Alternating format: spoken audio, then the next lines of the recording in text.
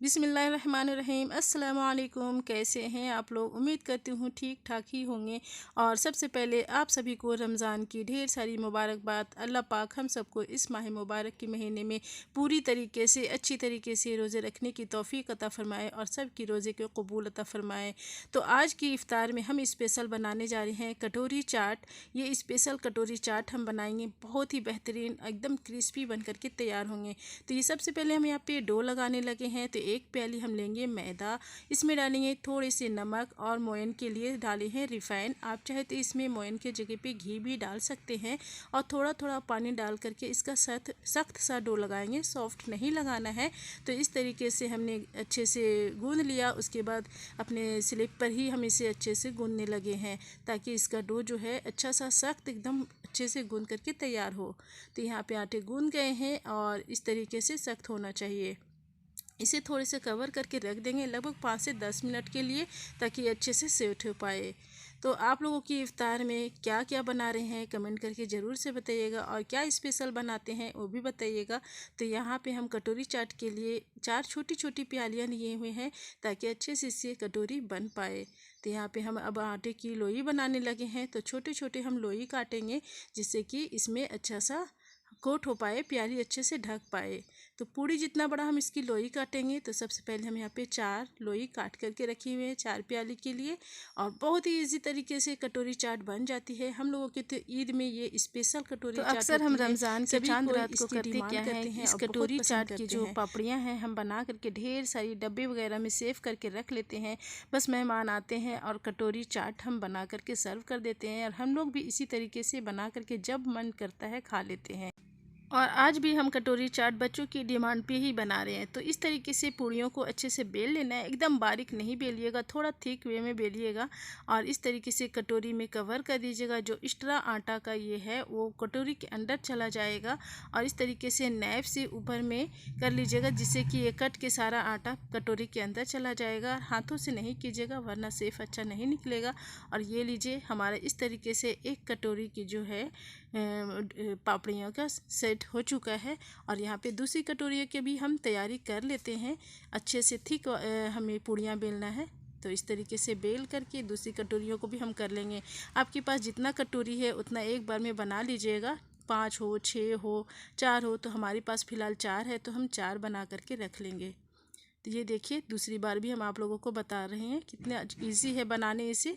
इसी तरीके से नाइफ से कर लीजिएगा, बहुत ही इजी तरीके से ये कट जाएंगे। तो यहाँ पे हम चारों प्यालियों को इसी तरीके से बना करके रख लेते हैं। और इस तरीके से काटने के बाद थोड़े से हाथों से दबा लीजिएगा। और अब करेंगे क्या, एक चाकू लेंगे या फोक से इस तरीके से थोड़ी थोड़ी इसमें छेद कर लेना है जिससे कि हमारी पापड़ियाँ फूले नहीं, अच्छे से कुरकुरा बन करके तैयार होगी। तो अच्छे से इसमें थोड़ी थोड़ी दूरी पर हमें फोक कर लेना है। ये देखिए अब यहाँ पे तेल हम गरम करेंगे थोड़ा सा हीट करके, और तेल को थोड़ा लो पर कर देंगे जिससे कि पापड़ियाँ हमारी फ़ौरन तौर पे नहीं पके, धीमी धीमी आंच में अच्छा सा क्रिस्पी पके। और इस तरीके से हम प्याज़ियों को डाल देते हैं। थोड़ा सा ऑयल इसके ऊपर डालते हुए हम पापड़ियों को डाल देंगे ताकि गर्म वाला जो तेल है इसके ऊपर जाएंगे तो साइड वाली पापड़ियाँ भी अच्छे से सिक पाएगी। तो इस तरीके से झारे से करते हुए चारों तरफ से हम ऑयल डालते जाएंगे और बहुत ही इजीली ये कटोरी अलग हो जाएगी पापड़ी से। कुछ ही सेकंड्स में ये अलग होने लगेंगे। आप देख सकते हैं कुछ कुछ पापड़ियों के जो है साइड्स छोड़ रहे हैं और बहुत ही ईजिली ये देखिए छोड़ दिए हैं।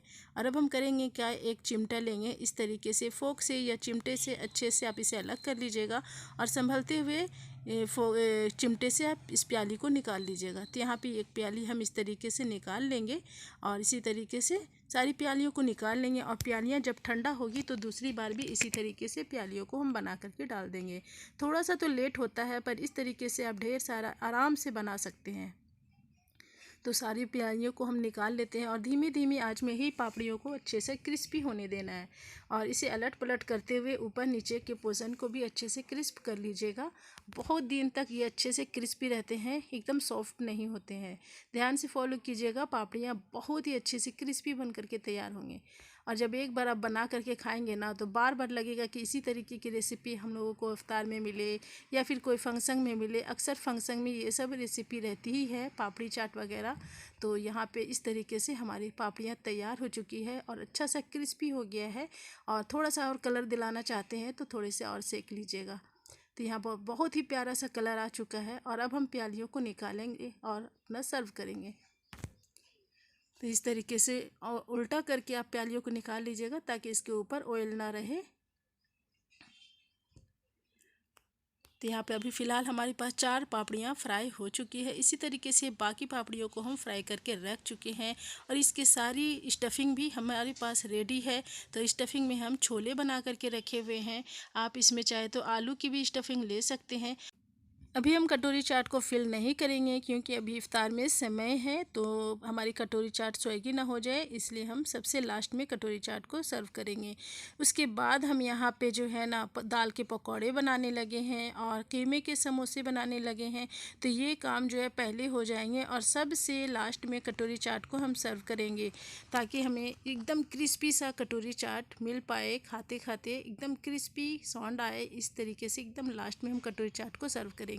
तो हमारा तेल भी गर्म ही था, तो उसी में हम समोसे भी फ्राई करने लगे हैं और इस तरफ हम अपने खजूर को सर्व कर रहे हैं। इसके बिना तो हमारी इफ्तार अधूरी है। तो ये सूखी वाली खजूर है, अब हम सूखी वाली खजूर मंगाए हैं और यहाँ पे हमारी गर्मा गर्म समोसे भी फ्राई हो चुके हैं।